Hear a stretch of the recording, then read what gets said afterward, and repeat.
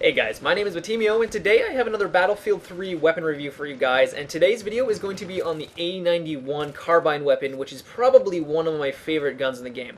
I wanted to make this video to hopefully give you guys some helpful information on the different advantages and disadvantages that this weapon has, and the first thing that we're going to talk about is the weapon damage. So, up close, or 1 meter to 10 meters, it is going to do 25 damage a shot.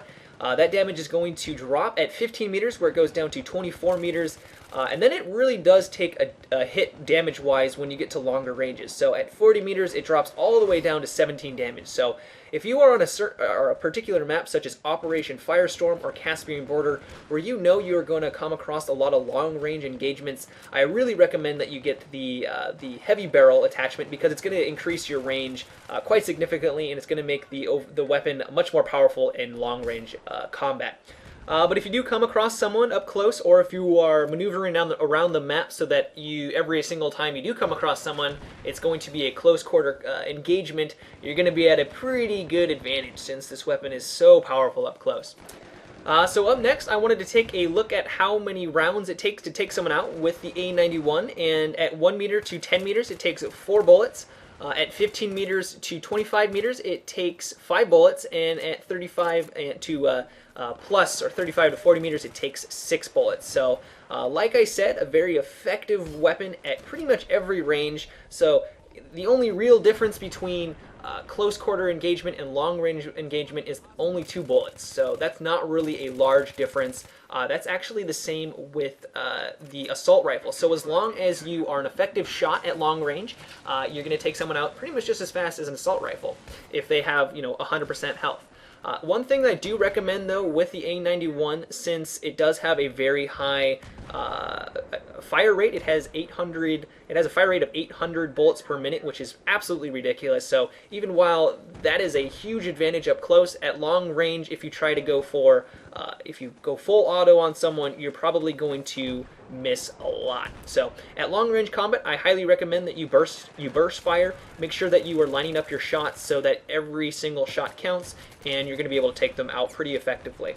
It's not a very hard weapon to take people out at long range. You just have to be diligent and make sure you are going for the burst shots and not going full auto like a lot of my friends do. So as for its reload time, it has a reload time of 2 to 3 seconds, which is pretty fast. But if you do come across someone and you need to reload, I just would recommend that you switch to your pistol. Your pistol is a very effective weapon, and I find that a lot of people don't actually use the pistols that often in this game, and that is disappointing, considering that the pistols are very useful. As for its ammunition, it starts out with 31 out of 142, or if you have max ammunition, that is 31 out of 217. You unlock this weapon with 58,000 points in the engineer kit, which isn't too bad. It doesn't take that long to actually unlock this bad boy, and I find once I unlocked it, I had a much more enjoyable time using this kit. Some attachments that I recommend is the red dot sight, or just sticking with the iron sights, which I'm using here in this video.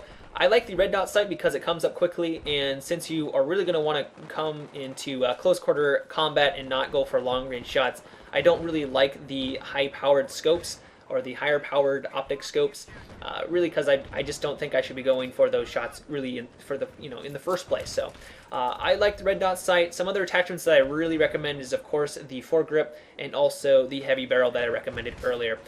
You can always put on the flashlight, but I'm going to hate you for it. I really don't like the tactical light. I think it's so overpowered. I'm glad that they're nerfing it. But yeah, so those are my recommendations. But this about wraps up the video, guys. I do hope you enjoyed it, and if you did, I would really appreciate it if you give this video a rating. And also, if you would like to be notified of new videos from me, I recommend that you subscribe to my channel and also follow me on Twitter. But until next time, everyone, have a good one and take it easy.